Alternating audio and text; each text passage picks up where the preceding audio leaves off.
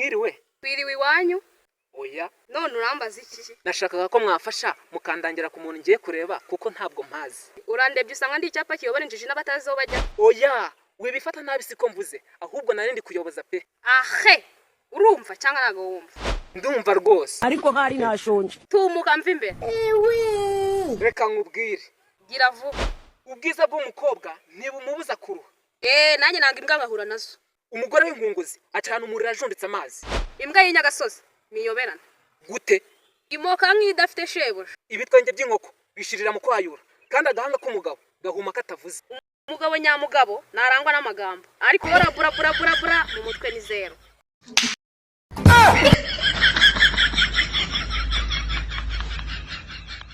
Shawo abyibore subize kejo mfite urugendo.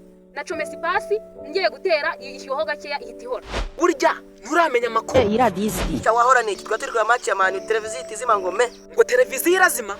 Mwese ibibazo mufite ndabizi. Aha. Habayeho kutamenya. Ubu ntabwo muzi kuri Alpha Tech House. Abo se bakora iki kandi?